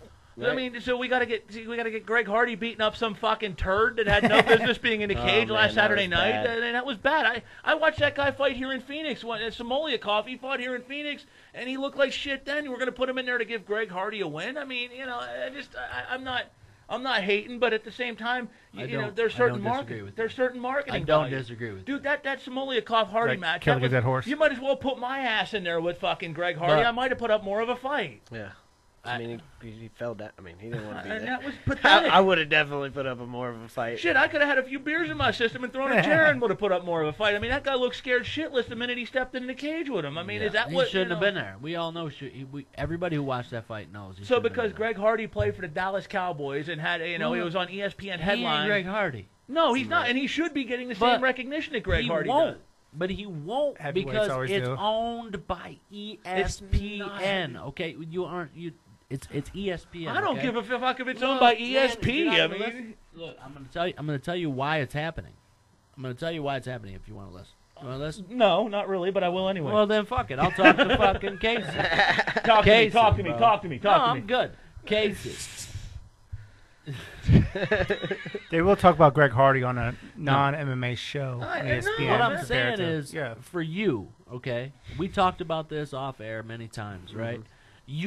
I knew you at 5-0, okay? Right. I knew you at 5-0, and now I see you at 11-1, okay, or 10-1, I guess. 12-1-1's official. 12-1-1. 14-0. 11-1-1 going into your last fight. Right. Right. For me, when we were talking about before, look, you at 4-0, man, you might have got smashed. Yeah. You might have got 100%. outdone. You might have got took to school on just some veteran ass shit. Yeah, right. No, 100%. But 5-0. I thought I was ready to take on the world, but not a chance. Bro, it's not even that though. I mean, it's not even that Hardy. Just hold on a minute. Just hold on. Just hear me out. Just hear me out 1 second. All right. And I've known this guy since he was 0-0. Okay. Right. I've called this guy's first fucking fight, Dallas. I mean, Greg Hardy didn't just fight for the UFC. He fucking headlined twice. And both of his fights were nothing to write home about it. Yeah. What needs to change in this sport is the fact that it needs to go back to the fighters and less to these Sideshow Bob bullshit where guys that, look. You're talking to the wrong guy about that. Greg Hardy's, look, God bless Greg. It ain't even I don't make the rules, I just follow them. It ain't even it's sports entertainment. When Francisco was here. It ain't even about, it ain't even about what Greg Hardy did in the past. The guy's redeemed himself. It's the fact that him, CM Punk, look, is this pro wrestling or is this a legit combat sport? Right. And we'll have this debate all day, every fucking day, bro. Always. And, I'm about Conor McGregor because the guy goes out there and does his thing, and he's a trained professional athlete that built himself up the proper way. But he won. He won fight. Yeah. But who did Greg Hardy and CM Punk beat? Dude, what I'm saying is Conor McGregor beat. And I said I don't have a problem with. I don't have a Greg Hardy. I don't have a single problem with Conor McGregor rising to the top. He did it the right way. It's the CM Punks and the Greg Hardys and the freaking people that should be fighting. I got skills for LFA. That not even. I don't know. I got skills. I agree, but there's not shit you can do about it. Exactly. I like the rant. It's okay. I would say, just like any other sport, look how crazy baseball was with the Babe Ruth era before the union. Right. To make it fair, union's got to come in at some point. Absolutely. Even if it doesn't. But it's hard for. Even if it doesn't, you should be able to at least. I'm happy with it. Inform your manager, inform your agent of what people at your weight class are getting for fights the same way that you're getting. Let's wrap it up here. We got to come back after this. We're going to talk more about this after the break. You're Stop listening to MMA signing Fight Radio. subpar contracts. Everybody stop signing subpar contracts. It's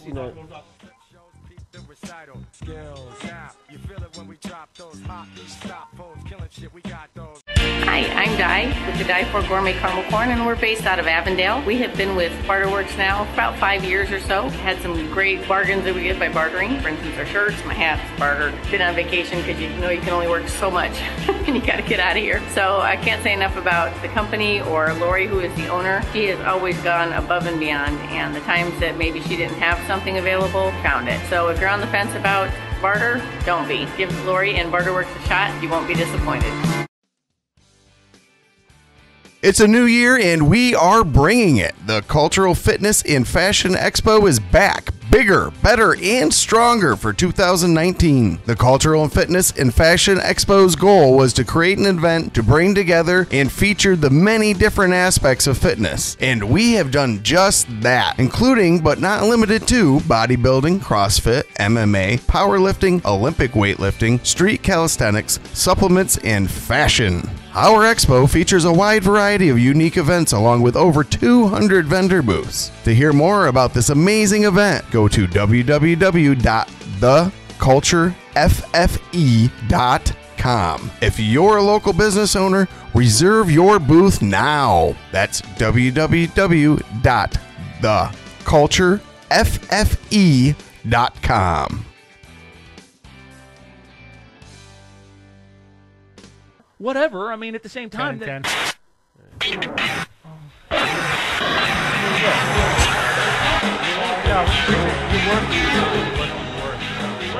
You're worth whatever you decide. That's it. You're right. I don't fucking disagree with you, but That's it. So then stop accepting fucking subpar work. But they re-sign you after 3 fights, right? I just need to get there, and then I can display. See, that's the fucking system. we are live here on MMA Fight Radio, here at True Story Studios, and Studio 1A. Studio One. That was a Jay Boski in the house. 3A, Dallas in the 4A. house. Casey Kenney in the house. Casey Kenney. Carlos Ortiz in the Carlos house. Ortiz. Look at these. I'm telling you what, right now, we got motherfucking thousands of dollars just sitting on the table. Dude, I wish they were to record. Guess what? Take it I'm to about to punch rob your ass real Hey, quick. Dallas, I wish they were to record it. I love you, we're man. good. I Let's love just you, bro. move No, on. I mean, I'm Let's serious. move I on. love you. We Yeah. don't have to Stop. agree on everything. Let's but- move on. but fuck it, you Let's know. move on. Let's talk to Casey Kenney about Let's- his career. Let's talk about UFC Fort Lauderdale. Let's talk about it. Sounds good. Let's talk about Casey Yeah. Kenney about his career. What's Let's next? talk What's next about for it. you? What's next for you, man? Man, I'm thinking like August sometime is what they're saying. But So- I'm gonna stay ready. Are you calling somebody out? Because look, you just beat the guy who fought for the title. Like Yeah. you should I mean, look, you should be at least be able to ask for somebody in the top 25. I mean, I agree, but I'm okay with giving me Give you some time to develop. time. Well, time to develop, but not. I wouldn't want to say. I mean, I guess I called out a few of the bums in the UFC, but you know what I mean. Like my last 9 fights have been hard as Fucking fuck. tough fight. Tough fights, right? But that's what made you who you are. That's what Right. made you so good. And I am who I am, but I wouldn't mind getting somebody I can go knock Come out on. in 2 seconds and Man, get 50K, put some money in my pocket, build my steam, just like you're talking about my Hey, worth. I'm not gonna lie to you. I go bro. knock I'm gonna 2 look in the people camera. out. Now I can Casey, really, I'm gonna look in the camera you and know. I'm gonna tell you I'm a little bit disappointed, bro. yeah. Yeah, because dude, I think you're better than that. I agree. I mean, I don't. I think you're I better than agree. that, I'm bro. top 10, but you know, I I'll think fight you're better whoever. than that. I think know. you could knock out anybody in the top 50. Do you not think though that beating Ray Borg That is a would big name. elevate his Sure. value? Oh, yeah. That he can go to the Sure. UFC after this and he wins 2 more on top of Right. it. That's Listen, what I'm UFC, saying. I came in Exactly. here on a piss breaks notice and I beat the fuck out of a guy Right. who just fought for the title his last fight. Right. I mean, No, then you can go to the 100%. UFC and then you call the shots. I agree, but he's not calling the shots. That's what he's telling me. Right. I mean, dude, He's telling me he's not calling. That's I feel the same way as you do, Right. and he does too. But he's telling me He's- that he's not calling the He's shots. taking the yeoman's way up, though. Conor McGregor Bro, doesn't you even got- call you the have to shots. try. Dude, look at You that. have to know, try. no fighter calls the shots. You have to Dana try. in the UFC and More those leeway guys to have those the guys. shots for the most The part. reason- you know what I'm look, saying? Like, Okay, no matter how big you are, they'll look what he said. You know, like the Brock- little things McGregor Brock did. does. I'll give you know, you the it was like, greatest dude, I'm example. Dana. You know, so I'll give you the greatest example you can ever ask for. let's see it. Your teammate, Mhm. Sugar Sean O'Malley, Oh yeah, right? yeah. What do you do? He had one good performance. He knocks okay? some motherfuckers out. He had one good performance, right? And Mm-hmm. then what do you do? I'm calling everybody out. I'm on camera. Fuck you. He's everybody. I'll fuck all you up. I don't Right. give a fuck. Give me Right. that. All that. Right. Right? What happened? Push, Things. push, push, push, push, push. Now Sugar Sean O'Malley is a household name. Right. Okay? I agree. After his first fight in the UFC, not even after his first fight in the UFC, after his first fight on the fucking Contender Series. Right. Right? Because all he did was explain to the world what his worth is. Right. That's great all highlights. he did. That's all he did. Look, he knocked the guy out. Yes, that's awesome. He did it in a spectacular way. Yes, that's awesome. That can't always happen. This is a fist fight. Right. You're talking about fighting the best people in the entire world, right? You just fought one of the best people in the entire world on 6 days' notice. Your shit should have been like, look, here's my nuts, motherfucker. Like, here's my look. I need a top 10 shot. Like, I just beat Ray fucking Borg on 6 days' notice on a weight class that ain't even mine. But real quick though, there's the flip side to that, Dallas. There's a flip side to that. James Vick, who was beating fuckers for years and goes in there and runs his mouth and gets his clock cleaned, and now he's right back at the back of the line. That's the risk you got to take. That's the risk you got to take. I mean, to me, that's it. To me, that's the risk. If you're taking the risk to go in there and fight anyways, you're taking that risk anyways. You might as well take it publicly. Oh, yeah. I mean, you're taking that risk anyways, right? You're going in there because you know goddamn well that motherfucker might knock you out. I keep saying that word. I'm sorry. If my mom's listening, I'm sorry. But what I'm saying is you're taking that risk anyway. And I understand So what I'm saying to you is, what I'm saying to him is, what I'm trying to get across is that nobody's going to give you the money. They're not going to give it to you. They're not going to say, hey, Casey, you've done really well. I'm going to give you the best contract ever in UFC history. They're not going to do that, bro. It's not going to happen. Why? Because that doesn't fucking make money for them. You know what you need to do is make that contract. You need to make that. You and your fucking agent and everybody who's around you that is on Instagram, that is on fucking Twitter, on everything, needs to let everybody know that Casey Kenney just killed a killer. Right. I agree. Bottom line, he just killed a killer, okay? And the fact that you're paying him 10 and 10, get the fuck out of here, bro. Get the fuck out of here. I'm going to be honest with you, Casey Kenney, I don't wake up in the morning for 10 and 10. No, explain your I perspective. don't wake up in the morning. Explain your perspective. I mean, we can give our side. I say I get it. He says go for more. Explain your perspective. I mean, you say no or you... Well, I mean, you're 100% right? But all those motherfuckers that came up and got money, they've all done... They all have something in common. It has nothing to do with what they said or did. Or not, what they said. It's more about what they did. They all knocked motherfuckers out. They all finished people, right? Look at, or they all were, they all had background somewhere else. So your thing to me is, you would have called somebody out had you knocked them out. I mean, I don't really have anybody that I want to call out. I will beat all those motherfuckers. That's what I want to hear, bro. Look, all you need to say in front of everybody. Look, there's a camera right there, bro. You see it? You need to tell everybody. Yeah. So everybody knows. I'll beat anybody. I think I've said that a few times. I think I've said it a few times. You need to say it on ESPN. You need to say it when Dana's in front of your face. You need to say it when everybody's in front of your face. Fuck you. Fuck your $10,000, bro. It's fuck you. Whatever, bro. You know what I mean? But then, give me that Hardy contract because I'm about to kill the game. I'm about to be the next. I'm about to be the next champion, and that's it. And when you plant seeds, seeds grow.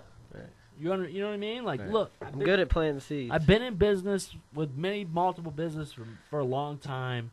You know, I've sold businesses. I've grown businesses. I understand the concept, right? The best businesses that I've ever sold that were actually good businesses, I sold them for way less than what they should have been, right? Because it was the beginning of when I was selling businesses, right? But afterwards, I just start up a business and tell somebody it was fucking fantastic. This is the greatest business ever. Are you kidding me? I get triple what I got before. Right. It's the same concept. You're in the entertainment business. Sports Here's where I stand out though, and here's where he was. I think the picture he was coming from. I get it. Please tell me I'm wrong here, Casey. CM Punk. $500 grand. God, stop bringing up just fucking wait. CM Just Punk, hold on a bro. minute. Just hold on a minute. He's CM a fucking fluke. Just follow my. He's a fucking floozy. And he stunk. He stunk in the MMA, bro. But just wait a minute. He got $500 grand. He could call his shots because he brought a wrestling demographic to him. Yep. He brought the wrestling fans. Greg Hardy brought the people that followed him in the National Football League. People like Casey, I love you. I got diehard fans, but I don't have the fans like CM Punk. That's where he's put against the wall. Here's even when I hold on. Give me 5 more seconds, and I promise I'll turn it over to you. to you. When I orchestrated Marcus Davis's contract, he had fought on fucking Thursday Night Boxing on ESPN. It was a little bit easier for me. These guys, and back then the sport was a lot more pedestrian and different. Nowadays there are 5,000 fighters sitting on regional circuits all over God's green earth that are. If Casey says no, I'm not taking 10 and 10 on a week's notice, then there's going to be 15 people that will say yes. They're not Casey. You're right. They all know that. And Mick Maynard and Sean Shelby can look me right in my face right now when I'm looking at this camera, and they all know that. They're not Casey Kenney. They don't have that skill, because if they did, you would have signed him many, many moons ago. You didn't. You didn't do that. Now, look, I get so frustrated because I'm trying to get something across, and it's a simple, simple thing, but it's hard to grasp, and it's hard to actually fucking put into reality. Right? Like you have to. That's the hardest part, is putting it into reality. You can think it, you can know it, but you got to put it into reality. What do you have to lose? What do you have to lose? Are you mean to tell me? Okay, you mean to tell me right now you just beat Ray Borg? UFC cuts you tomorrow. Okay, UFC cuts you tomorrow. You mean to tell me you can't get 10 and 10 somewhere else? If you say no, I don't even know how we can have this conversation. Now I can, because I have a UFC fight. It's the UFC name. You didn't even so need it brings it, people. Could he have gotten 10 Demetrius Johnson, Eddie Alvarez? They didn't get it. What I'm trying to say, they don't have shit without the UFC name behind it. But you didn't need it. You're talking about two of the worst self-promoting individuals ever, bro. Ever. I mean, in the history of ever. Demetrius Johnson was the worst self-promoting individual ever. He didn't promote himself at all, even on his fucking own Twitch page, which I went on for 5 minutes, and I was like, oh my God, this is worse than watching PBS. This is terrible. You know what I mean? Like, you have to promote yourself. You have to be you. You have to explain to people, not to the UFC, okay, to the people, why you are the next motherfucker. It ain't about them. They only respond to what's happening. That's their job, is to respond to what's happening. You think Conor McGregor got $100 million before he said to everybody on Ariel Helwani on the first day, hey, I'm the greatest fighter that ever lived. Fuck it. But you know what? I'll fight anybody. I'll knock anybody out. I'll do everything you want me to do. Let me throw another name at you, though. Francis Ngannou. You think he was getting 10 and 10 when he came into the UFC too, and he had to work his way up. It's that second contract to where you can cash in on the money. Look, he's got a big win over Ray Borg. Stuck in some silly shit, man. No, I'm with. Listen, Greg Hardy just got $125,000 to fight some dude who they didn't even know who he was. All right, Greg Hardy. People knew who Greg Hardy was. Okay, so I know who take that and put it in half. That's $75,000. That's 7 times more than he got paid. You're preaching to the choir. I think Greg Hardy being in the UFC is a disgrace. That's it, bro. But at the same time, listen, you have to. It's on you, bro. It ain't on the UFC. UFC is going to pay you the lowest amount they can possibly pay you, and they're going to do it like this. They're going to say, "Here's your show, and here's your win. Because I'm gambling, you're going to lose. So I only have to pay you half of what you're actually worth." Well, wasn't the same gamble made with Francis Ngannou, though? And Ngannou got in there and clocked people, and now he's getting 100. I got nothing against the UFC. I got nothing against them. I don't either. All right? They're doing business. What I have is the problem with fighters, because fighters ain't really doing business. What I have is the problem with their managers, because the managers, they're supposed to be the people that are looking out for them. They're not really doing business, okay? What they're doing is accepting what's happening.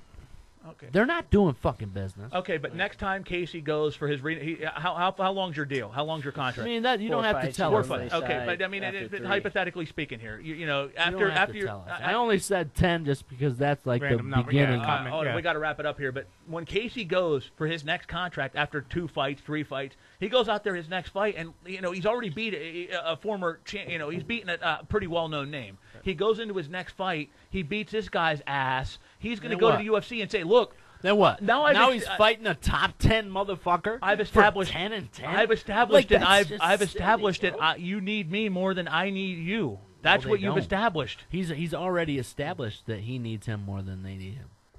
He's already established. What it did Conor make his UFC debut? He already established. What did Conor make in his UFC debut? He got the debut money, I'm pretty sure, 10-10. Look, okay. Conor, and he fight Marcus Brimage. Conor made $30,000. Are you going to do that? Are you going to do what Conor did? Yeah.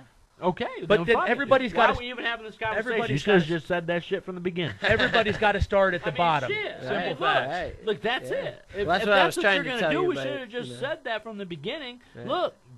Bottom line, I'm going to renegotiate my contract after I knock this dude out. He was trying to, bro.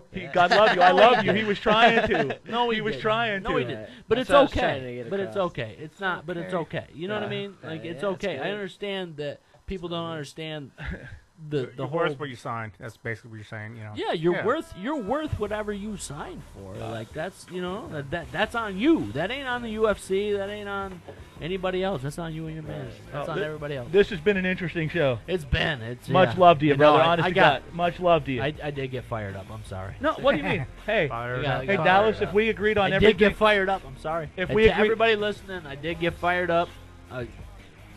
But I feel like what I was saying was right. So. No, I agree with what you're saying. Good. Yeah. That was a good conversation. I think so. I got fired up. I didn't mean to come at you, Casey. So what? We all get fired up. That was a fun conversation. Hey, it's been a fun show, ladies and gentlemen. We got to wrap it up. We will be back Wednesday? We're going to be back next time here? I don't know. It's on you, bro. All right, we're going to be back here in a couple weeks. It won't be on Thursday. We'll be back a couple days early, but I wanted to take this opportunity to thank you all for joining us. And it's been a hell of a Casey Kenney in the house. Thank you, guys. Desmond Green in the house.